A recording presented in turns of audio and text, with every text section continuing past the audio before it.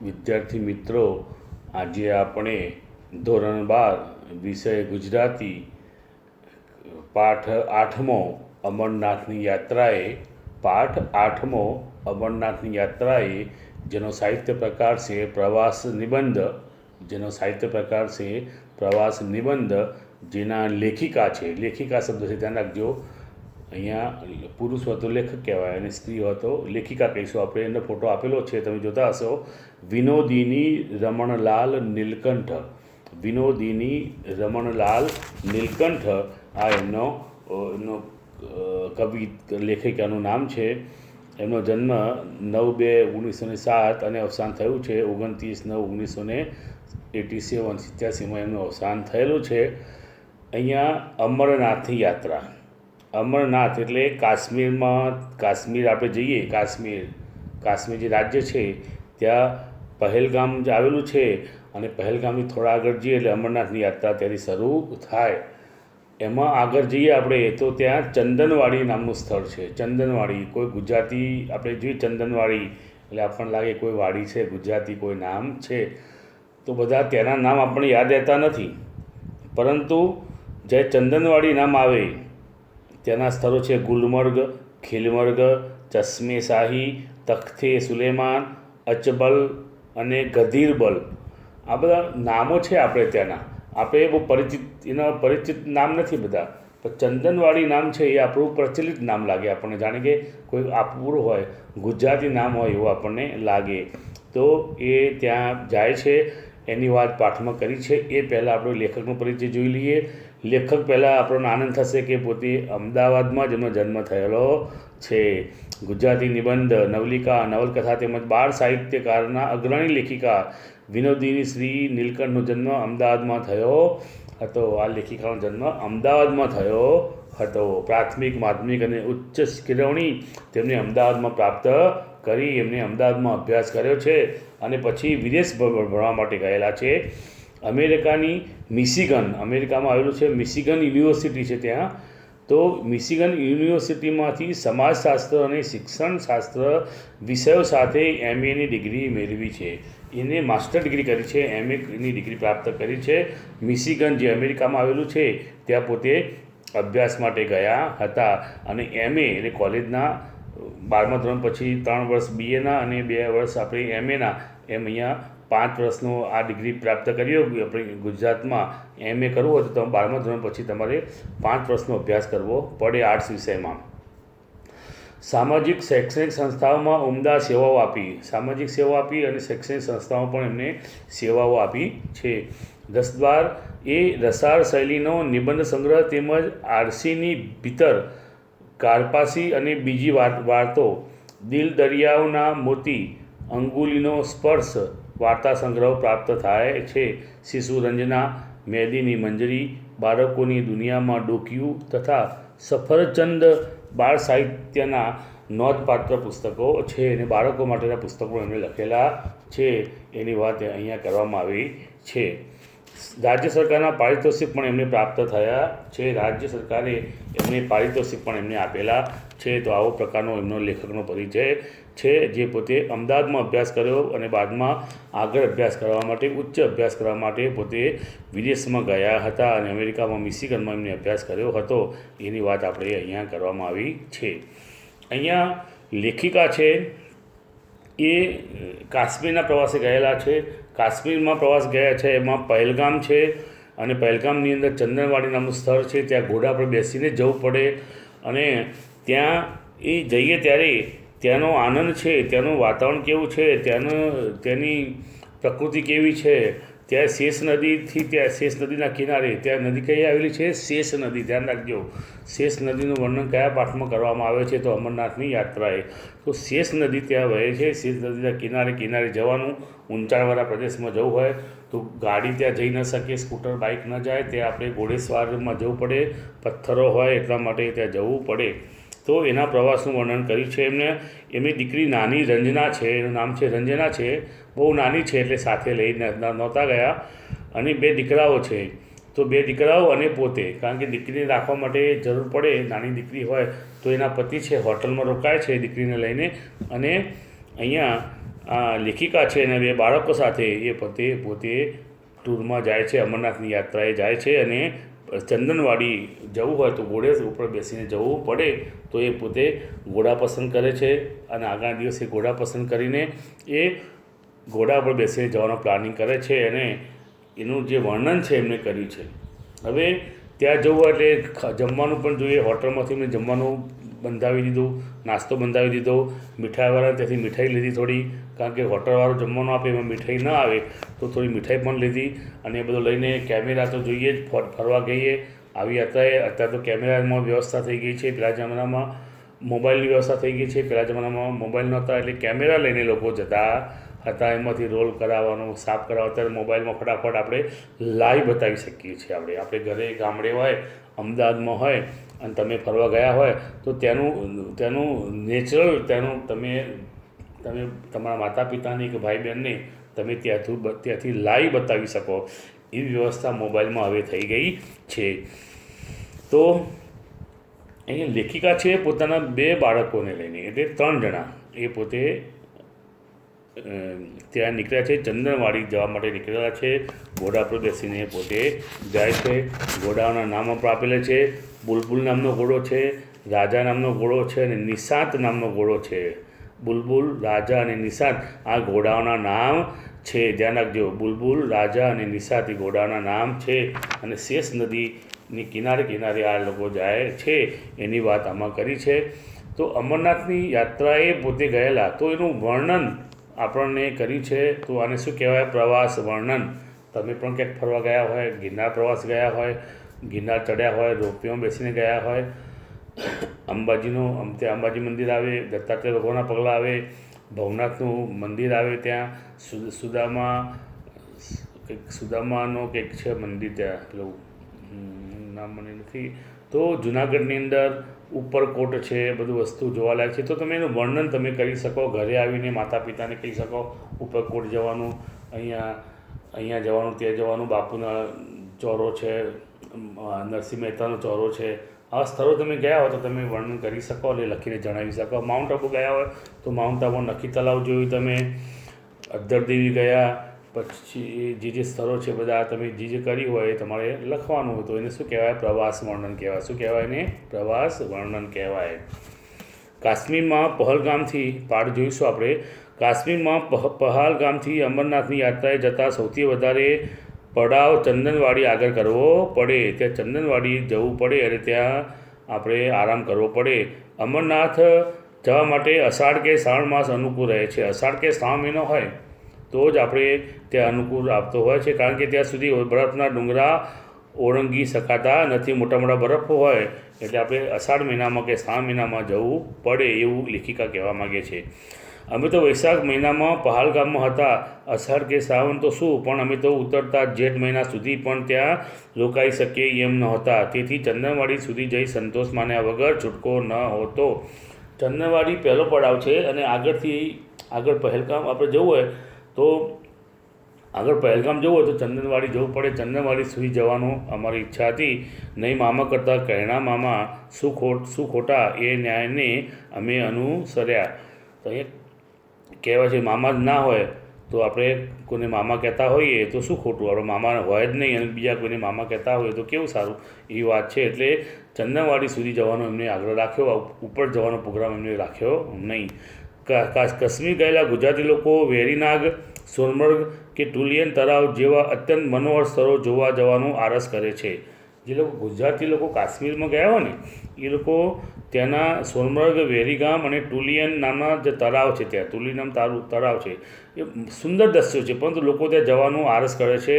પણ દરેક ગુજરાતી ચંદનવાડી તો અચૂક જાય છે જ.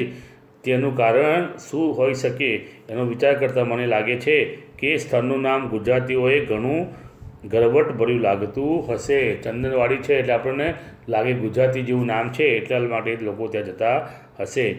ગુલમર્ગ કે ખિલમર્ગ, ચશ્મે શાહી કે તખ્તે સુલેમાન, અગર, અચબલ કે ગધીરબલ જેવા નામ પારકા પરાયા, પણ ગુજરાતી લોકો લોકો બાળક, વૃદ્ધ, જુવાન, સ્ત્રી અને પુરુષોના ટોળે ટોળા ચંદનવાડી જવા માટે પહલગામથી ઘોડા પર ફલાંગ મારી એટલે કૂદકો મારીને સવાર બને છે. એ વાત તો સાચી છે. લોકો ઘોડા પર બેસીને જ ત્યાં જતા હોય છે. એ વાત સાચી છે. મારી રંજના એટલે દીકરીનું નામ છે એનું. દીકરી બહુ નાની હોવાથી અને રસ્તે હજુ ઘણો બરફ ખડકાયેલો અને કેટલેક સરે માર્ગ જરા વિકટ હોવાના સાંભળ્યાથી તે ચંદનવાડી લઈ જવી નહોતી. અહીં લેખિકા છે, એની દીકરી નાની હતી એટલે કે એમને ત્યાં લઈ જવી નથી, કારણ કે વચ્ચે બરફ આવે અને રસ્તો બહુ ખરાબ છે, ક્યાંક પડી જવાય, વાગે તો, એટલે દીકરીને સાથે લઈ જવાનો પ્રોગ્રામ હતો નહીં. તેથી અમારા બેમાંથી એટલે એના પતિ અને એ પોતે એકે તો એની પાસે રહેવું જ પડે. થોડા દિવસ પહેલાં કોલાહી ગ્લેશિયર એ ફરવા માટે કોલાહી નામનું સ્થળ છે, ફરવા ગયા હતા. ત્યારે ધંધાને ખાતર મેં છેલ્લી મજલ જતી કરી હતી. મજલ એટલે એક દિવસ જેવું અંતર કાપવાનું, એક દિવસ ફરવાની ટૂર. અહીંથી કોઈ સ્થળે ગયા હોય તો આ સાઇટ સીન ફરવાનો હોય એક દિવસ માટેનો. તો અમે ફરવા ગયા હતા ત્યારે મારી દીકરીને લઈને હું રોકાઈ હતી, મારા પતિ ફરવા ગયા હતા. આજે મારા પતિ રોકાયા છે અને હું પોતે એને લઈને ફરવા નીકળી છું. આ વખતે મારા પતિએ મને જઈ આવવાનો આગ્રહ કર્યો. બંને પુત્રો તો ચંદનવાડી જવા અધીરા બની રહેલા હતા. આગલી સાંજે ઘોડા પસંદ કરી લીધા. અમે ત્રણેય ઘોડે સવારીની આવડતવાળા, તેથી સરસ પાણીદાર ઘોડા લઈ લીધા. ઘોડા પર બેસવું એ પણ આવડતું હોવું જોઈએ, નહીંતર ઘોડો ચાલે આપણે પડી પણ જઈએ. તો આ તો અનુભવી હતા, એમને ઘોડેસવારીનો શોખ હતો અને પોતે એમને ઘોડા પર બેસતા આવડતું હતું, એટલે પાણીદાર ઘોડા એમને લઈ લીધા. પાણીદાર એટલે એકદમ જુવાન ઘોડા એમ કહીશું આપણે. હોટલના વ્યવસ્થાપકને અમારા બપોરી ખાણીનું ભાથું બાંધી આપવા વર્દી આપી દીધી. એટલે મેં એમને કહી દીધું, વર્દી એટલે આદેશ આપી દીધો કે ભાઈ અમારે કાલે જવાનું છે, ચંદનવાડી જવાનું છે, તો અમારા માટે તમે પાર્સલ જેવું થેપલા, વડા એવું બનાવી આપજો. એટલે અમે નાસ્તામાં લઈ જઈએ. પણ આવી પ્રસંગે ભૂખ વધારે લાગે, ખબર છે પ્રવાસમાં ગયા એટલે નાસ્તો તો જોડે લઈ જવો પડે. તો એટલે હોટલવાળા હંમેશા ઓછું ખાવાનું બાંધી આપે છે એવો અનુભવ હોવાથી હોટલવાળા બહુ વધારે બાંધી ના આપે. એ પણ કમા બેઠા છે એટલે બહુ વધારે ના આપે, બગાડ ન થાય એટલે એ માપનું આપણને બાંધી આપે. તો અમને શું કર્યું, એક મીઠાઈવાળાને ત્યાં પહોંચી ગયા. સમી સાંજે પહલગામના હલવાઈઓને થોડું ઘણું ખટવ્યા એટલે કમાણી કરાવી. મીઠાઈવાળાને ત્યાં પહોંચી ગયા અને મીઠાઈ બધી અલગ પ્રકારની મીઠાઈ એમને લઈ લીધી. વળતે દિવસે વહેલી સવારે હળવો નાસ્તો કરી કેમેરા, જો અમે પ્રવાસમાં શું લીધું છે, કેમેરા લીધો છે, થર્મો તથા નાસ્તાના સાધનો ઘોડાવાળાને સોંપી અમે ત્રણેય ચાલી નીકળ્યા. વસ્તુ ક્યાં ઉચકવાની, એટલે આ લોકો શું કરે, ઘોડા પર એક ખીંટ હોય તો જેનો સામાન હોય એ ઘોડા, જે નાનો જાનવર ઘોડો હોય, જે થોડો મજબૂત ઘોડો હોય તો થેલો પણ એની પર લટકાવી દેતા હોય છે. તો ઘોડાવાળાને એ બધો નાસ્તો બધું આપી દીધું અને એ ત્રણે ચાલી નીકળ્યા. પહેલગામથી શરૂઆતમાં તો શેષ નદીને કાંઠે જઈને રસ્તો ચાલ્યો જાય છે. શેષ નદીની વાત છે, તમને કહ્યું હતું મેં પહેલાં કે કઈ નદી છે ત્યાં, શેષ નદી. કાશ્મીરનો વૈશાખ એટલે ત્યાં તો બેસી ચૂકેલી વસંત ઋતુ. નદી કાંઠે કેવી અભિરામ વનરાઈ, અભિરામ એટલે આનંદમાં વનરાજીઓ બધી, એટલે ઝાડ ને છોડ ને ફૂલો. સેવ એટલે સફરજનના ઝાડ ઉપર દૂધ જેવા ધોળા ફૂલના ગુચ્છા ખીલી ઉઠ્યા હતા. સફરજન આવ્યા નહોતા, પરંતુ સફરજનના જે ઝાડ ઉપર ફૂલો આવ્યા હતા એ સફેદ રંગના ફૂલો હોય છે. ફૂટ ઝપાટાબંધ વહેતા શેષ નદીના નીર અને કાંઠે વાતાવરણથી હરખાઈ ઉઠેલા સફરજનના વૃક્ષ. એક અંગ્રેજી કાવ્ય પંક્તિ મારા મધ્યમાં કૂદીને રટણ કરવા માંડી હતી. અહીંયા કાવ્ય પંક્તિઓ છે એનો અર્થ થાય છે, સૌંદર્યશીલ વસ્તુ હંમેશા આનંદમયી હોય છે. શું થાય છે એનો અર્થ? સૌંદર્યશીલ વસ્તુ હંમેશા આનંદમયી હોય છે. અહીંયા પ્રકૃતિનું વર્ણન છે. ચંદનવાડીનો જે માર્ગ છે એ કેવો છે એની વાત આમાં પેરેગ્રાફમાં કરી છે. જોઈએ આપણે આગળ, ધ્યાન રાખજો. પ્રકૃતિનું વર્ણન છે. ચંદનવાડીનો જે માર્ગ છે એનું વર્ણન અહીંયા કવિત્રી કરે છે. નિશાળનો ઘંટ વાગી જવાની બીકે ઉતાવળી નિશાળ તરફ ધસતી. જો આ કોનું વર્ણન છે? શેષ નદીનું વર્ણન છે. કોઈ સ્કૂલનો સમય થઈ ગયો હોય, આપણે નિશાળે જતા હોઈએ, મોડું થઈ ગયું હોય, તમે કેવા ઝડપથી ચાલતા હોય છે એમ. નિશાળ તરફ ધસતી, વાયરાથી ઉડી જતી, ઓઢણીને ખેંચી પકડવા મથતી, મુગ્ધ કન્યાઓની યાદ આપતી. કોઈ જુવાન કન્યા હોય અને એ પોતે સાસરે જતી હોય, એવી ઉજરા નિર્મલા ઉછાળા મારતા ઉતાવળી વહી જતી પાણીવાળી શેષ નદી વહી રહી હતી. પાણીવાળી જેમાં પાણી છે એવી શેષ નદી વહી રહી હતી. મુગ્ધ કન્યાની યાદ આપતી, મુગ્ધ કન્યા કોઈ નાની કન્યા હોય એની યાદ અપાવતી હોય એમ એ ધસમસતી જઈ રહી હતી. અને નદીને જમણે પડખે દરિયાની ટેકરીઓ, નદી હોય તે બાજુમાં ટેકરાઓ હોય કારણ કે નદીનો પ્રવાહ નીચો હોય ને ટેકરીઓ હોય. પાઇનના ઝાડની ગીચ જાડીમાં થઈને વાતા માદક આહલાદક વસંત વાયુના સુસવાટા તોફાની નિસારિયાની સિસોટીના સંગીતનો આભાસ આપતા હતા. નિસાર ભણી દોડતી કન્યકાઓને સિસોટી વગાડી ટીખરી છોકરાઓ જાણે ખીજવી રહ્યા હતા. બુલબુલ, રાજા અને નિશાંત. મેં તમને કહ્યું હતું ઘોડાના નામ, પરીક્ષામાં ઘોડાના નામ પૂછે તો તમારે કહેવાનું બુલબુલ, રાજા અને નિશાંત એવા અમારા ઘોડાના નામ હતા. તે પહાડી ઘોડા સી કાળજીથી કેવા જતનપૂર્વક અમને ચંદનવાડી તરફ લઈ જતા હતા. ઘોડો વ્યવસ્થિત જોઈએ, નહીંતર જો પગ સ્લીપ મારે તો ખાઈમાં આપણે પડી જઈએ. લપસણી આપતા તે સંભાળ ભર્યા પગલાં માંડી અમને ઈજા ન આવે તેમ દોડે જતા હતા. અમુક આવે ઝડપથી ચાલે એવો માર્ગ સાંકડો આવે, પડી જવાય હોય તો ધીમે ધીમે ચાલે, ઉપર બેઠેલો વ્યક્તિ પડી ન જાય. એટલે કે લેખિકા કહે છે અમે બાળકો પડી ન જઈએ એટલે ધીમે ધીમે ઘોડાઓ ચાલતા હતા. રસ્તો પ્લેન આવે ત્યાં ઝડપથી ચાલે અને આ રીતે પોતે પ્રવાસનું વર્ણન કરે છે.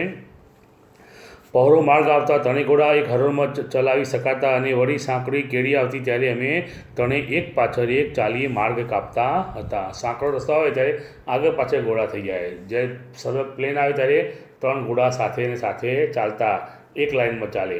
ત્યાં અમારા જેવી જે માતા તથા બે પુત્રોની ત્રિપુટીનો ભેટો થઈ ગયો. તે એક માતા હતી, એને આમના જેવું જ ફેમિલી છે, બે દીકરાઓને લઈને પણ એ લોકો ફરવા આવેલા છે.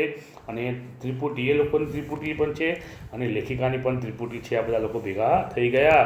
તે હતા શ્રીમતી કૃષ્ણા હઠીસિંગ. શ્રીમતી કૃષ્ણા હઠીસિંગ એમનું નામ છે તથા તેમના બે પુત્રો. તે લોકો પણ ચંદનવાડી જઈ રહ્યા હતા. આપણે ટૂરમાં ગયા હોઈએ તો આપણને જાણીતું કોઈ મળે તો આપણને આનંદ આપતો હોય છે. અહીંયા ઓળખીતા મળી ગઈ પણ લેડીઝ છે, બે બાળકો લઈને આવેલા છે. લેખિકા પણ પોતે છે, બે બાળકો લઈને આવેલા છે. તો એને ભેટો થઈ ગયો.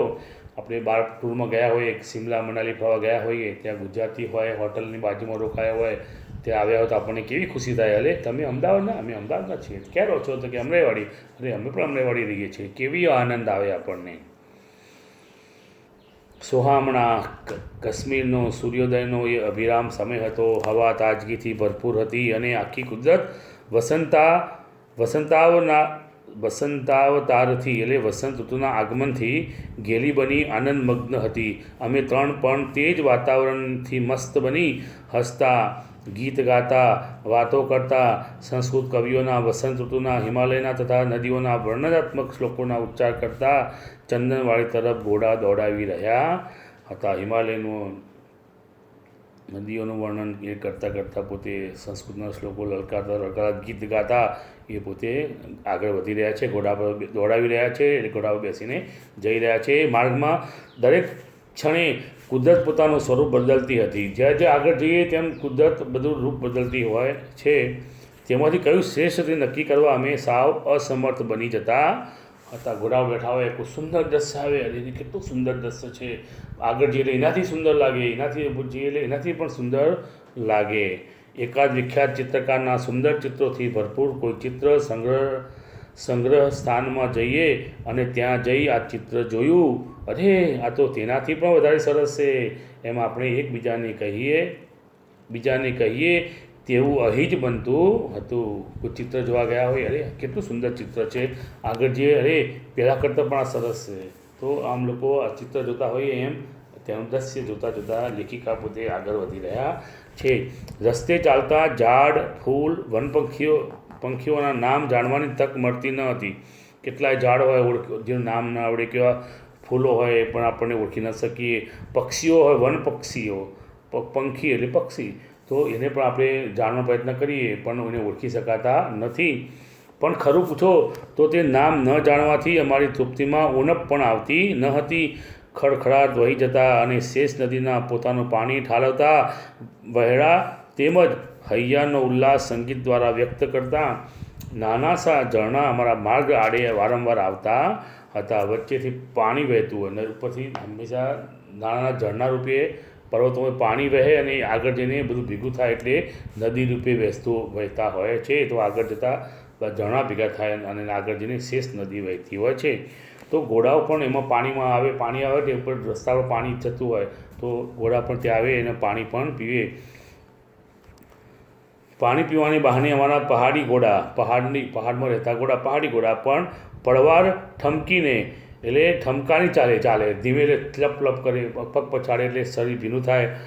હિમસુતાઓના સૌંદર્યનું પાન કરી લેતા હતા.